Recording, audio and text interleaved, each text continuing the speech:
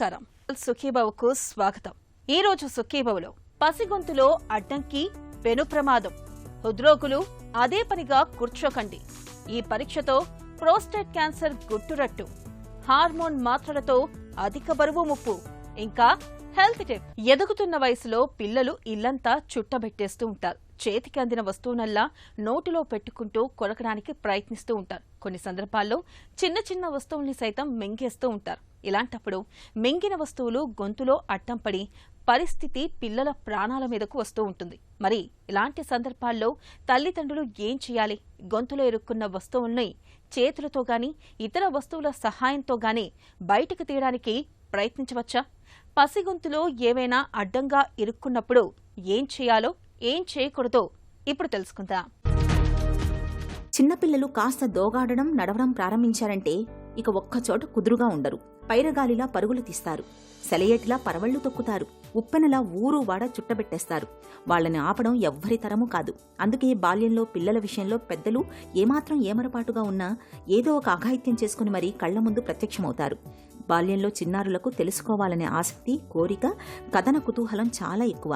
ప్రతిదానిని తరచి చూస్తుంటారు. ప్రమాదకరమైన రసాయనాల్ని అనుకోకుండా తాగిస్తుంటారు. అలాగే చేతికందిన ప్రతిదానిని నోట్లోకి పెట్టేసుకుంటూ ఉంటారు. దీంతో నాణేలు, బఠానీ, పల్లి గింజలు, గోళీకాయలు ఇలా రకరకాల వాటిని నోట్లో పెట్టుకోవడం తీరా అవి గొంతులో ఇరుక్కుపోతుంటాయి. ఒక్కోసారి గొంతులో అడ్డం పడ్డ వస్తువుల మూలంగా పసిపిల్లలకు ప్రాణాపాయం కూడా పొంచి ఉంటుంది. ఫారెన్ బాడీలో వచ్చేసి మనకి రెండు ఇవి ఉంటాయండి. యాక్చువల్లీ ఏంటంటే మనకి అన్నవాహికలో ఉంటుంది అండ్ శ్వాసకోశలో వెళ్ళిన దానికి మనకి ఊపిరితిత్తులకు ఇబ్బంది అయ్యేది అన్నవాహిక. ఈ రెండు ఉంటాయన్నమాట.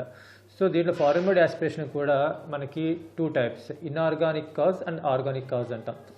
ఇన్ఆర్గానిక్ కాజ్ అంటే లైక్ పిన్స్ కానీ లేదంటే ఏమైనా మ్యాగ్నెట్స్ కానీ బై మిస్టేక్ తీసుకోవడం, వాటన్నింటినీ ఇన్ఆర్గానిక్ కాజ్.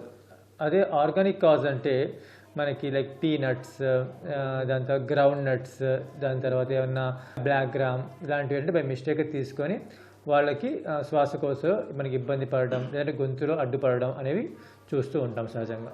పిల్లలు సహజంగా మనం చూస్తూ ఉండేది ఏంటంటే బ్యాటరీ బటన్స్ అండి, లైక్ బ్యాటరీ స్మాల్ బటన్స్ ఉంటాయి కదా, బటన్ బ్యాటరీ తీసుకుంటూ ఉంటారు చిన్నపిల్లలు. దాని తర్వాత ఏమన్నా గ్రౌండ్ నట్స్, పీనట్స్ లాంటివి బై మిస్టేక్ వేసుకోవడం అంటే ఒకేసారి పొలం మారి విపరీతమైన దగ్గు రావడం అలా మనం సహజంగా చూస్తూ ఉంటామండి. పిల్లలు ఆడుకుంటుంటారు, అంతా ప్రశాంతంగానే ఉన్నట్టు అనిపిస్తుంది. ఇంతలోనే ఏదో ఒక సునామీ లాంటి ఉపద్రవాన్ని తెచ్చిపెడతారు. ప్రమాదాలు చెప్పి రావంటారు. నిజమే, పిల్లలు తెచ్చిపెట్టుకునే ప్రమాదాలు మరీ దారుణం. పిల్లలు ప్రమాదకరమైన రసాయనాల్ని అనుకోకుండా తాగేయడం, అవి ప్రాణం మీదకు వచ్చిపడే సంఘటనలు చాలా చూస్తుంటాం. ఇంట్లో ఎక్కడ పడితే అక్కడ పిల్లలకు అందుబాటులో ఉండేలా అజాగ్రత్తగా ఉంచే ఫినైల్, కిరసనాయిల్, పురుగుమందుల డబ్బాలు ఇవన్నీ కూడా పిల్లల పాలిట కాలకూట విషయంలా పరిణమిస్తుంటాయి. కొన్నిసార్లు ఇంట్లో పెద్దవాళ్లు ఏదో ఆరోగ్య సమస్యల కోసం మందులు, టానిక్లు వాడడాన్ని కూడా ఈ పిల్లలు అనుకరించే ప్రమాదం లేకపోలేదు. ఇలా పిల్లలు కొని తెచ్చుకునే ప్రమాదాలు అన్నీ ఇన్ని కావు. వీటన్నింటిలోకి గొంతులో ఏదైనా అడ్డం పడ్డప్పుడు, పొరపాటును ఏదైనా మింగేసినప్పుడు ఇలాంటి సందర్భాలు పిల్లలకు ప్రమాదకరంగా, ప్రాణాంతకంగా పరిణమిస్తుంటాయి. పిల్లలు ఏంటంటే బ్లూగా అయిపోవడం, లేదంటే విపరీతం దగ్గు వచ్చేసి పొలమారినట్టు అవడం, దాని తర్వాత శ్వాసకి ఇబ్బంది అవ్వడం ఇవన్నీ చూస్తుంటాం సహజంగా. విపరీతంగా ఏడవడం ఇవన్నీ చూస్తూ ఉంటాం పిల్లల్లో ఫారెన్ బాడీ ఆస్పిరేట్ అవుతాయి. అప్పుడు మన పేరెంట్స్ తీసుకొచ్చినప్పుడు ఇమీడియట్గా మనం మౌత్ ఓపెన్ చేసి చూడాలండి. అంటే ఫారెన్ బాడీ మౌత్ అనే కాదు, కొంతమంది పిల్లలు మనకి ముక్కులో కూడా పెట్టుకుంటూ ఉంటారు, బల్పాల్ లాంటివి లేదంటే థర్మాకోల్ బాల్స్ లాంటివి. ఇవన్నీ ఏంటంటే ఫారెన్ బాడీస్ లెక్కే వచ్చింది అనమాట. మనం జనరల్ ఎగ్జామినేషన్ చూసుకోవాలి ఫస్ట్. అంటే మనకి కనపడుతుందా, కనపడట్లేదా. ఒకవేళ కనపడట్లేదు, బాగా చోకింగ్ అంటాం. చోకింగ్ అంటే మనకి గాలి తీసుకుని ఇబ్బంది అయిపోవడం, గొంతులో అడ్డుపడడం. సో అప్పుడు మనకి ఒక టెక్నిక్ ద్వారా అంటే డాక్టర్స్ ఇమీడియట్ తీసుకొచ్చింది కానీ లెస్ దాన్ ఇన్ఫాంట్ ఏజ్ అనమాట. ఇన్ఫాంట్ ఏజ్ 1.5 year ఆ పిల్లలకి అయితే మనం పిల్లల్ని పట్టుకొని ఇలా ఇలా ఇలా ఇలా ఇలా 5 times అండి, 5 times నొక్కి ఓపెన్ చేసి మౌత్లో చూడాలి. మరీ డీప్గా మన ఫింగర్ అనేది పెట్టకూడదండి. దానివల్ల ఏంటంటే ఒక్కొక్కసారి లోపలికి వెళ్ళే అవకాశం ఉంటుంది. సో ఓపెన్ చేసి చూడాలి ఉందా లేదా అని.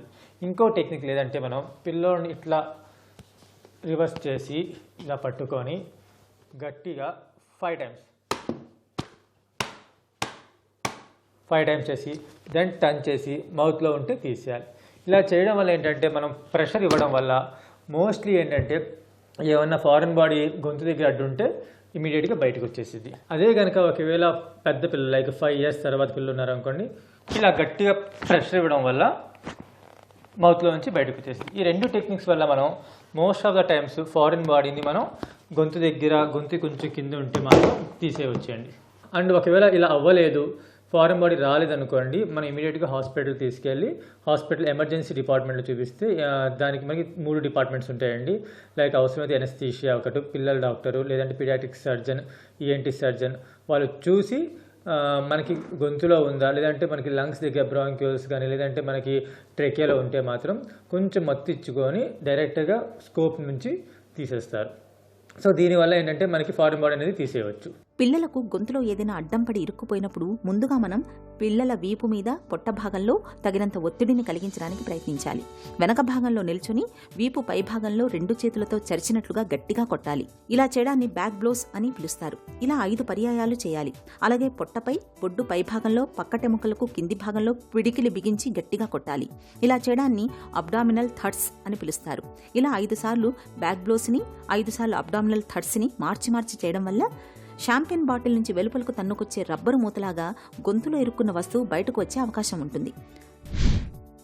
సహజంగా పిల్లలు <3 years వాళ్ళకి మనం ఆల్వేస్ కంటిరెప్పలా కాపాడుకుంటూ చూసుకుంటూ ఉండాలి. వాళ్ళు ఎటు ఆడుకుంటున్నారు, ఎటు వెళుతున్నారు, ఏం చేస్తున్నారు. And most of the time button batteries ఉండే టాయ్స్ని అవాయిడ్ చేయడం చాలా మంచిదండి. ఎందుకంటే మేము చాలా రొటీన్గా చూసేది ఏంటంటే బటన్ బ్యాటరీస్ తీసుకుని రావడం, పిన్స్ దూరం ఉంచడం, లేదంటే ఏమైనా ట్యాబ్లెట్స్ దూరంగా ఉంచడం, వాళ్ళ నుంచి ఏమైనా థర్మాకోల్ బాల్స్ లాంటి దూరంగా ఉంచడం, 1 రూపీ కాయిన్స్ దూరంగా ఉంచడం, ఇవన్నీ పిల్లలు ఆడుకునే ప్లేస్ నుంచి చాలా దూరంగా ఉంచడం వల్ల ఇలాంటి విపత్తుల నుంచి మనం చాలా వరకు అవాయిడ్ చేయొచ్చు. పిల్లలందరూ కూడా బాల్యంలో ఇల్లు పీకి పందిరేసే పనులు చాలానే చేస్తుంటారు. పనిగట్టుకొని మరీ పిల్లల స్వేచ్ఛకు అడ్డుకట్ట వేయాల్సిన అవసరం లేదు. కానీ పిల్లల కదలికల మీద, ఆటపాటల మీద పెద్దలు ఒక కన్నేసి ఉంచడం అన్నది ఎంతైనా అవసరం. చిన్నారులు ఎలాంటి ప్రమాదాల బారిన పడకుండా తమ బాల్యాన్ని తనివితీరా ఆస్వాదించేలాగా తగు జాగ్రత్తలు తీసుకోవాల్సిన బాధ్యత మాత్రం తల్లిదండ్రులదే. హెల్త్ న్యూస్ మీకోసం.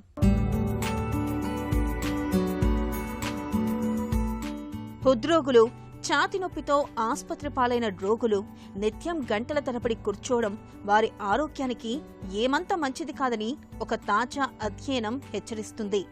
గంటల తరబడి కుర్చీలకు, సోఫాలకు అతుక్కుపోవడం వల్ల వారికి ఏడాదిలోపే గుండెపోటు, మరణముప్పు పొంచి ఉంటుందని అమెరికాలోని కొలంబియా విశ్వవిద్యాలయానికి చెందిన శాస్త్రవేత్తలు పేర్కొంటున్నారు. అధ్యయనంలో భాగంగా ఛాతి నొప్పి ఉన్న 609 మంది రోగులను పర్యవేక్షించారు. వీరి సరాసరి వయసు 62 ఏళ్లు. ఆస్పత్రి నుంచి ఇంటికొచ్చాక వీరి శారీరక శ్రమను 30 రోజుల పాటు పరిశోధకులు పర్యవేక్షించారు. ఇందుకోసం వారికి ప్రత్యేక మానిటర్లను అమర్చారు. ఈ సాధన నిత్యం రోగుల కదలికలు, కూర్చున్న సమయం, నిద్ర వంటి అంశాలను నమోదు చేసింది. అనంతరం ఏడాది పాటు వీరికి కొత్తగా ఏమైనా గుండె సమస్యలు వంటివి వచ్చాయా అన్నది శాస్త్రవేత్తలు పరిశీలించారు. నిద్ర సమయానికి మినహాయించి రోజుకు 12 గంటల పాటు కదలికలు లేని జీవితాన్ని గడిపిన వారితో పోలిస్తే 15 గంటల పాటు ఈ తరహా జీవితాన్ని గడిపిన వారు ఆస్పత్రి నుంచి డిశ్చార్జ్ అయిన ఏడాదిలోపు మరిన్ని గుండె సమస్యల బారిన పడడానికి లేదా మరణించడానికి అవకాశం రెట్టింపు స్థాయిలో ఉందని తేలింది. ఇలా నిస్తేజంగా గడిపే సమయంలో నుంచి కనీసం ఒక అరగంటను వేగంగా నడవడం లేదా పరుగు తీయడం వంటి చురుకైన చర్యలకు మళ్లిస్తే రోగులకు ప్రయోజనం ఉంటుందని వెల్లడైంది. ఇలాంటి వారికి తదుపరి సంవత్సరంలో మరిన్ని గుండె జబ్బులు లేదా మరణం ముప్పును ఎదుర్కొనే అవకాశం 62% వరకు తగ్గుతుందని అధ్యయనంలో తేలింది. ఆ అరగంట సమయాన్ని తేలికపాటి కదలికలు అంటే నెమ్మదిగా నడవడం లేదా ఇంటి పని చేయడం వంటి వాటికి వెచ్చిస్తే హృద్రోగాలు, మరణం ముప్పును 50% వరకు తగ్గించుకోవచ్చని వెల్లడైంది. ఒకవేళ ఆ 30 నిమిషాలను నిద్రకు వినియోగించినా గుండె జబ్బులు, మరణం ముప్పు 14% తగ్గుతుందని శాస్త్రవేత్తలు తెలిపారు. వయసు పెరుగుతున్న కొద్దీ మూత్రగండాలు కూడా పెరుగుతూ ఉంటాయి. ముఖ్యంగా మగవాళ్ళకి ప్రోస్టేట్ గ్రంథి పరిమాణం పెరగడంతో తరచూ మూత్రానికి వెళ్లాల్సి వస్తూ ఉంటుంది. అయితే మనసు మూలాల్లో ఎక్కడో ప్రోస్టేట్ క్యాన్సర్ గురించిన అనుమానము మెదులుతూ ఉంటుంది. ఇలాంటప్పుడు 6 నెలలు, ఏడాదికోసారి ప్రోస్టేట్ స్పెసిఫిక్ యాంటీజెన్ పరీక్ష PSAను చేయించుకుంటే చాలు. ప్రోస్టేట్ గ్రంథిలో క్యాన్సర్ ఆనవాళ్లను చాలా ముందుగానే పసిగట్టొచ్చు. ప్రోస్టేట్ గ్రంథిలో క్యాన్సర్ ఆనవాళ్లను పసిగట్టే PSA పరీక్ష గురించి ఇప్పుడు తెలుసుకుందాం.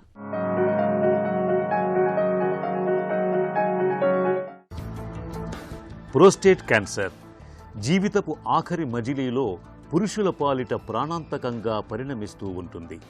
అయితే కొన్ని అనుమానిత లక్షణాలను గమనించటం ద్వారా ప్రోస్టేట్ క్యాన్సర్ను ముందుగానే పసిగట్టడం పెద్ద కష్టమేమీ కాదు. తరచూ మూత్రానికి వెళ్లాల్సి వస్తున్నప్పుడు, మూత్ర విసర్జనలో మంట, మూత్ర విసర్జనకు చాలాసేపు పట్టటం, రాత్రి వేళల్లో ఎక్కువసార్లు మూత్ర విసర్జనకు లేవాల్సి రావటం, ధార తగ్గటం, మలి వయసులో ఇవన్నీ ప్రోస్టేట్ గ్రంథిలో అనారోగ్యాన్ని పట్టి చెప్పే అనుమానిత లక్షణాలు. ఇలాంటప్పుడు తరచూ ప్రోస్టేట్ స్పెసిఫిక్ యాంటీజెన్ అనే పరీక్షను తరచూ చేయించుకుంటూ ఉండాలి. రక్తంలో PSA శాతాన్ని బట్టి ప్రోస్టేట్ గ్రంథిలో క్యాన్సర్ ఆనవాళ్లను ముందుగానే గుర్తించి తగిన చికిత్సతో పాటు నివారణ చర్యలు తీసుకునే అవకాశం మనకు ఉంటుంది. అవాంఛిత గర్భాన్ని నిరోధించడానికి ఇవాళ మనకు నోటి మాత్రలు మొదలుకొని కాపర్ టీ వంటి ఉపకరణాల వరకు చాలా పద్ధతులే అందుబాటులో ఉన్నాయి. అయితే వీటి వాడకం, పనితీరుపై మనలో చాలా మందిలో చాలా రకాల నమ్మకాలు, అపోహలు కనిపిస్తాయి. పిల్స్ వాడితే బరువు పెరుగుతామని, క్యాన్సర్ ముప్పు ఉంటుందని, మళ్లీ గర్భం ధరించలేమని నమ్ముతూ ఉంటారు. కాపర్ టీతో నెలసరిలో సమస్యలు పెరుగుతాయని అనుకుంటారు. అయితే ఈ నమ్మకాల్లో నిజం కొంతే అంటారు డాక్టర్లు.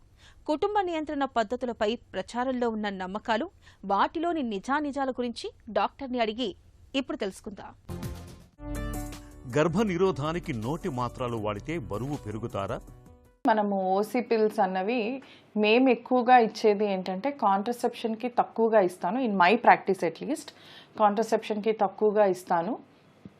అండ్ ఓసీ పిల్స్ తోటి డెఫినెట్గా మనకి బాడీలో వాటర్ రిటెన్షన్ అన్నది జరుగుతుంది.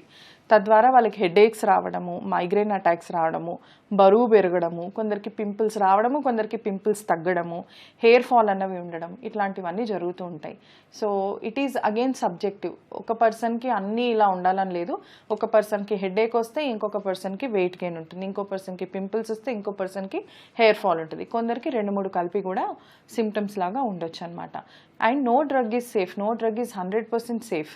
లైక్ వైజ్ ఓసీ పిల్స్ కూడా అంతే. హార్మోన్ మాత్రలతో సంతాన సాఫల్యత దెబ్బతింటుందా? మనము ఓరల్ కాంట్రసెప్టివ్ పిల్స్ వాడడం వల్ల సంతాన సాఫల్యత ఏమీ దెబ్బతినదు.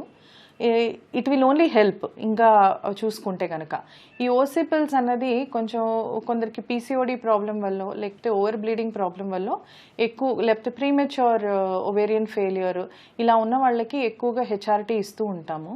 సో దీంతో సంతాన సాఫల్యత దెబ్బతినడానికి అవకాశమే లేదు. ఎందుకంటే ఇది మన బాడీలో ఉన్న హార్మోన్స్ హెచ్చు తగ్గుల్ని దాన్ని బ్యాలెన్స్ చేస్తుంది అనమాట. ఈస్ట్రోజన్ని, ప్రొజెస్ట్రాన్ని ఒక బ్యాలెన్స్కి తీసుకొస్తుంది. అండ్ ఆల్సో ఇది మనకి యానోవులేటరీ డ్రగ్. అంటే అండము oral contraceptive pills main function ఏంటి అంటే ఎగ్ అనేది రిలీజ్ అవ్వనివ్వదు. సో తద్వారా ఏంటి, ఎగ్స్ అన్నవి వేస్ట్ అవ్వకుండా మీరు ఎప్పుడైతే ప్రెగ్నెన్సీ కావాలి అని అనుకుంటున్నారో మీకు ఒక 6 months వేసుకుంటే 6 months ఎగ్స్ అన్ని సేవ్ అయినట్టు.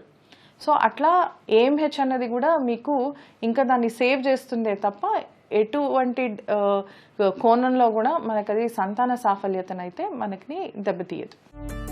కాపర్ టీతో నెలసరిలో సమస్యలు పెరుగుతాయా? కాపర్ టీతో నెలసరి సమస్యలు ఇనీషియల్గా పెరుగుతాయండి. ఎందుకంటే అదొక ఫారెన్ బాడీ. కాపర్ టీయే కాకుండా ఈ మధ్య కాలంలో మిరీనా అని కూడా ఒక లివెనోజెస్ట్రాల్ IUCD వచ్చింది.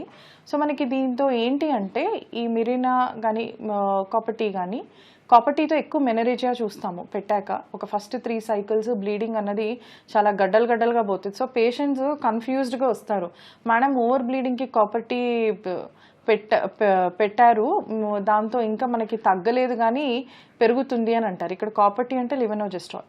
అదేంటంటే ఫారెన్ బాడీ కాబట్టి మన బాడీలో అడాప్ట్ అవ్వడానికి మనకి అది కొంచెం టైం పడుతుంది. So there will be a small war between the uterus and the foreign body.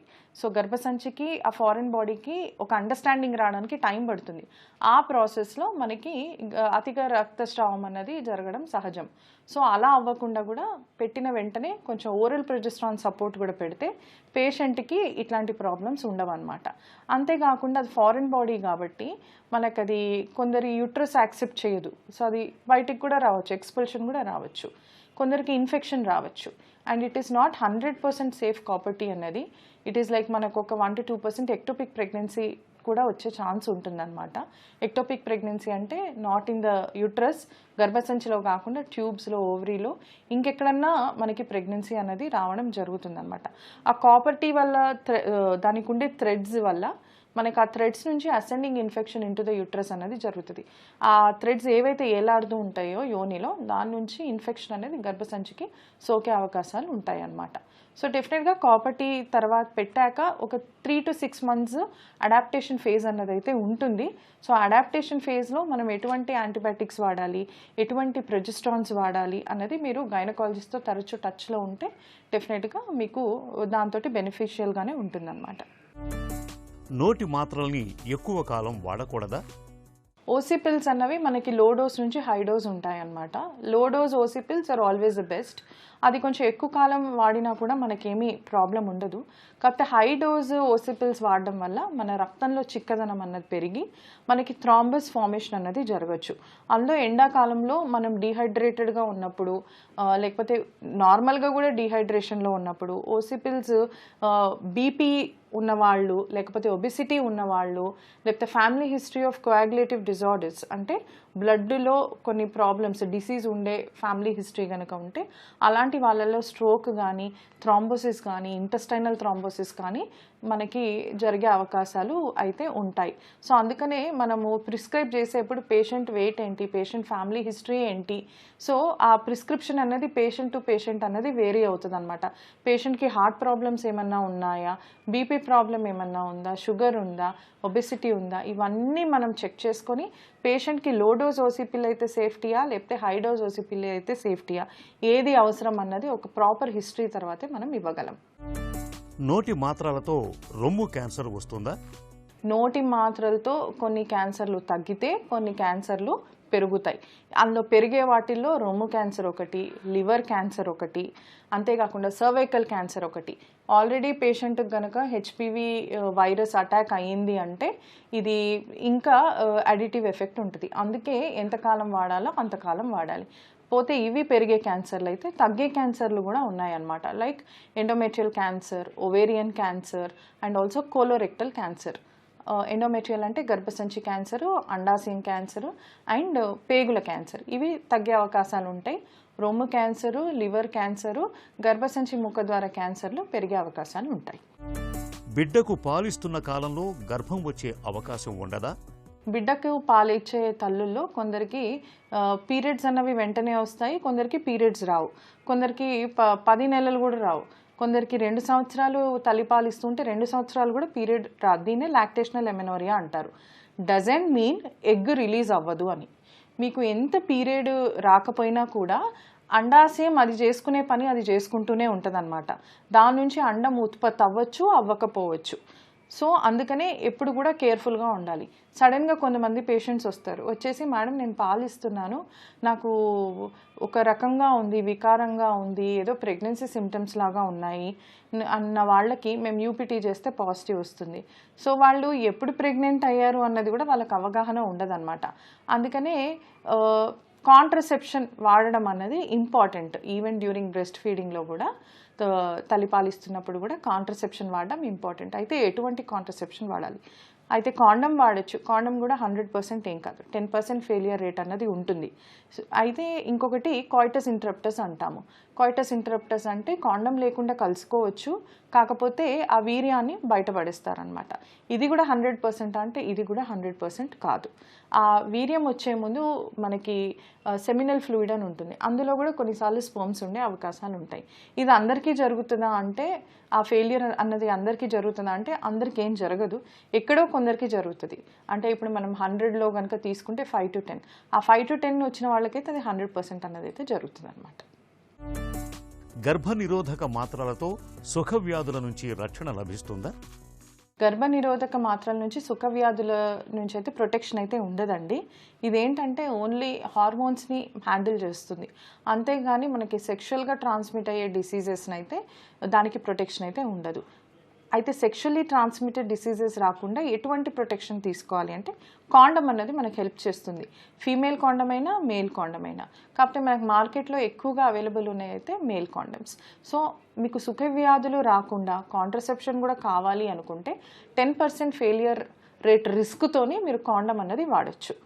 10% failure rate కూడా వద్దు మేడం అనుకుంటే కనుక డబుల్ కాండమ్ వేసుకొని సుఖ వ్యాధుల నుంచి మీకు విముక్తి తెచ్చుకోవచ్చు.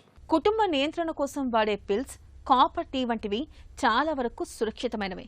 వీటి వాడకం వల్ల బరువు పెరుగుతామని, నెలసరిలో సమస్యలు వస్తాయనుకోవడం పూర్తిగా అవాస్తవం. అవాంఛిత గర్భాన్ని నిరోధించేందుకు ఈ పద్ధతుల్ని నిస్సంకోచంగా వాడుకోవచ్చు. ఇక ఈ రోజు కార్యక్రమాన్ని ముగించే ముందు ఒక చిన్న చిట్కా మీకోసం. పొడి చర్మంతో బాధపడుతున్నప్పుడు గుడ్డులోని తెల్లసునకు ఒక చెంచాడు నిమ్మరసం, కొంచెం గులాబీ నీరు, కొద్దిగా ఆలివ్ నూనెను కలిపి చర్మానికి పట్టించి 15 గంటల తర్వాత స్నానం చేయండి. ఇలా తరచూ చేస్తుంటే పొడి చర్మం బాధలు ఇట్టే తగ్గిపోతాయి.